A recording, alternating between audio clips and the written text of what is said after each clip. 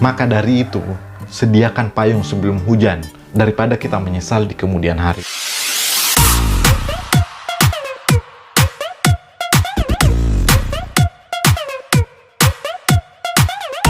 Halo lore, assalamualaikum warahmatullahi wabarakatuh. Kembali lagi dengan saya Tirus Warman di Carita Anak Mandar. Nah, dulu waktu saya masih kecil, sering sekali ibu saya itu bercerita bahwa dia pernah merasakan gempa disusul tsunami itu di Majene, Sulawesi Barat. Nah, waktu itu dia masih kecil juga ya. Waktu sedang lagi main dengan teman-temannya, tiba-tiba ada suara gemuruh gempa. Nggak lama kemudian air surut ke laut.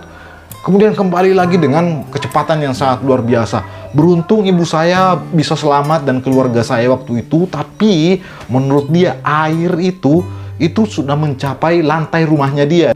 Nah, lantai rumah di Sulbar itu sekitar 2 atau 1,5 meter di atas permukaan tanah, karena rata-rata rumah panggung ya waktu itu. Nah, itu sangat mengerikan bagi dia. Saking mengerikannya sampai hari ini tuh dia masih sering cerita bahwa di saat suasana hening, tidak ada angin, bagi dia itu bisa saja terjadi gempa atau tsunami waktu itu. Nah, mungkin itu berdasarkan pengalaman beliau ya.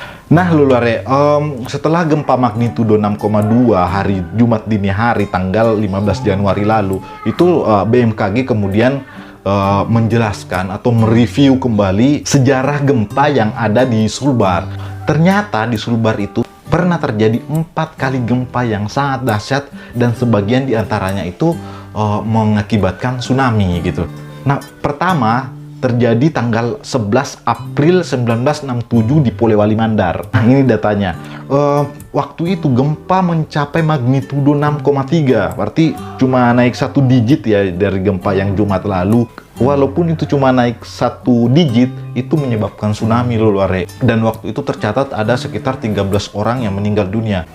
Kedua, itu pada tanggal 23 Februari 1969 di Majene. Efeknya ini yang ngeri, karena itu ada 64 orang yang meninggal dunia, 97 orang terluka, dan 1.287 bangunan serta rumah rusak parah waktu itu. Itu luar biasa.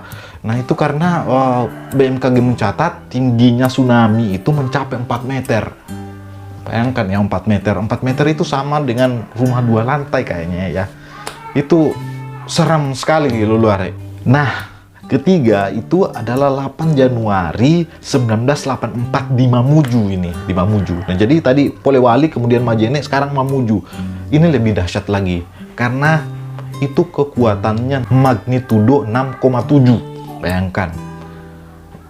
Kemarin saja 6,2 itu sudah parah, apalagi ini 6,7. Nah, alhamdulillahnya mungkin karena waktu itu belum ada bangunan yang tinggi seperti saat ini, tidak tercatat sama sekali orang yang meninggal dunia. Dan walaupun rumah ya tetap aja rumah banyak yang rusak ya waktu itu. Kepala Bidang Informasi Gempa Bumi BMKG Daryono itu sudah menyampaikan bahwa gempa-gempa besar yang terjadi di Sulawesi Barat ini akibat dari sesar atau patahan di Mamuju yang cukup aktif gitu. Artinya memang Sulbar ini wilayah yang tergolong rawan gempa karena ada sesar aktif di situ, sehingga bisa memicu gempa-gempa yang kuat. Nah, ini nih pernyataan beliau.